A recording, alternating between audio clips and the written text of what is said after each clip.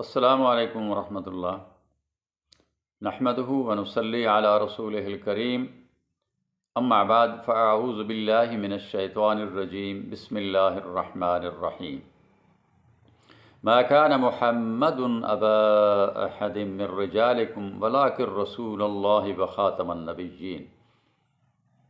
میرے بھائیو، ایک نظام اور ایک پروگرام اللہ جل شانہ کا ہوا کرتا ہے اور ایک اس کے بندوں کا ہوا کرتا ہے۔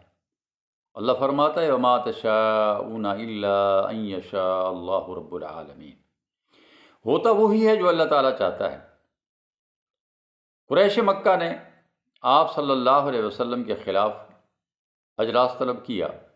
یہ اعلیٰ سطحی اجلاس تھا اور اس کے اندر تجاویز پیش کرنی تھی کہ اس شخص یعنی محمد کے ساتھ کیا کیا جائے صلی اللہ علیہ وسلم۔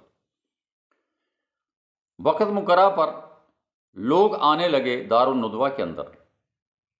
حیران ہوتے ہیں کہ دروازے پر ایک بزرگ شیخ کھڑا ہے، اس نے عبا پہنی ہوئی ہے اور وہ ان سب کا استقبال کر رہا ہے۔ پوچھا جاتا ہے تو وہ بتاتا ہے کہ میں نجد سے آیا ہوں اور مجھے پتہ چلا ہے کہ آپ لوگ کچھ یہاں جس نے پیغمبری کا دعویٰ کیا ہے نبوت کا، اس کے خلاف کچھ پروگرام بنانا چاہتے ہیں، تو میں نے کہا چلو میں بھی اس میں شریک ہو جاتا ہوں، کچھ میں اچھی تجویز تمہیں دے دوں گا یا تمہاری کسی تجویز کی میں تائید کر دوں گا۔ انہوں نے کہا چلو ٹھیک ہے، بیٹھ جاؤ۔ یہ سارے تقریباً 1 درجن سے زائد ہر قبیلے کا سردار، یعنی قریش خاندان کے جتنے قبیلے تھے تمام کے سردار جو ہے وہ سارے کے سارے یہاں جمع ہیں اور تجاویز شروع ہوتی ہیں کہ اب اس کے ساتھ کیا کیا جائے، اس لیے کہ اگر یہ بچ بچا کر مدینہ منورہ پہنچ جاتے ہیں تو یہ ہمارے لیے بہت بڑی خطرے کی گھنٹی ہے۔ چنانچہ تجاویز شروع ہوئیں۔ سب سے پہلے ابو البختری نے اپنی تجویز دی۔ اس نے کہا ابو الاسود نے پہلے تجویز دی۔ اس نے کہا کہ اس کو جلا وطن کر دیا جائے، مکہ سے نکال دیا جائے، یہ جہاں چاہے جا کر رہے۔ لیکن شیخ نجدی نے کہا کہ نہیں نہیں نہیں، یہ تجویز تو بالکل کسی کام کی نہیں ہے۔ یہ شخص جہاں بھی جائے گا وہاں یہ اپنا حلقہ احباب، حلقہ ارادت مندوں کا حلقہ بنا لے گا۔ آپ کو پتہ ہے کہ اس کی زبان کتنی پرتاثیر ہے، کتنا پرتاثیر کلام یہ کرتا ہے، اس لیے یہ بات ٹھیک نہیں ہے۔ دوسری تجویز ابو البختری نے دی، یعنی وہ رد ہو گئی۔ دوسری تجویز ابو البختری نے دی کہ نہیں، ایسا ہونا چاہیے کہ نعوذ باللہ اس محمد کو صلی اللہ علیہ وسلم جکڑ دیا جائے بیڑیوں کے اندر اور کسی کمرے کے اندر بند کر دیا جائے، جس طرح کے پہلے کچھ ایسے واقعات تاریخی ہو چکے ہیں، اور وہاں ہی پڑے پڑے یہ ختم ہو جائیں گے، بس ایسا کیا جائے۔ تو شیخ نجدی نے کہا کہ نہیں، یہ تجویز غلط ہے۔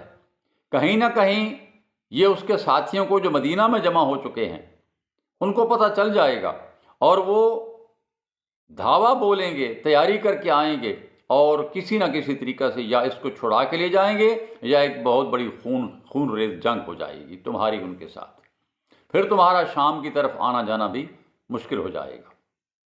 لہذا یہ تجویز بھی ٹھیک نہیں ہے۔ تیسری تجویز ابو جہل نے دی۔ اس نے کہا کہ میں تمہیں تجویز ایک دیتا ہوں، ایسا کرو۔ اصل میں یہ ابو جہل جو ہے وہ ابو الحکم اس کی کنیت تھی۔ ابو الحکم یعنی ایسا شخص جو بڑا ہی عقل مند، سیانہ اور فیصلہ کن بات کیا کرتا تھا، یہ مکہ کے اندر ابو الحکم سے مشہور تھا ابو جہل۔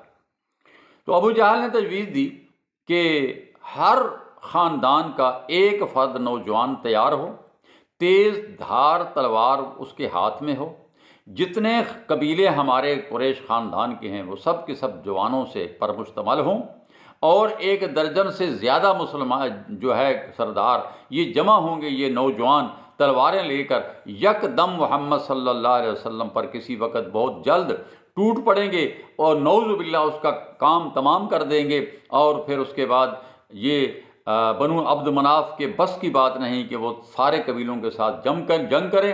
وہ کیا کریں گے؟ وہ آخر کار وہ خون بہا وہ لینے کے لیے تیار ہو جائیں گے، اور ہم سب مل کر ان کا خون بہا ہم دے دیں گے، فدیہ دے دیں گے ہم۔ اب اس پر شیخ نجدی شیطان نے کہا ہاں ہاں واہ واہ واہ، بہترین تجویز ہے۔ اب اس تجویز پر بعد اجلاس ختم ہوتا ہے کہ ہر قبیلہ کا ایک ایک نوجوان تیار ہو، تلواریں تیز ہوں اور سارے یک بارگی حملہ کر دیں، ہر شخص اپنی اپنی تلوار مارے، گویا ایسا کہ جیسے ایک شخص نے مارا ہو۔ تو پھر یہ خون جو ہے یہ سارے قبیلوں پر تقسیم ہو جائے گا، پھر ہم یہ خون بہا ادا کر دیں گے۔ یہ تجویز ہوئی اور اس تجویز پر اجلاس ختم ہوا۔ اللہ تعالیٰ سے دعا ہے اللہ ہمیں محمد صلی اللہ علیہ وسلم کا سچا امتی بنائے، آمین۔ وما علینا الا البلاغ، وآخر دعوانا الحمد للہ رب العالمین۔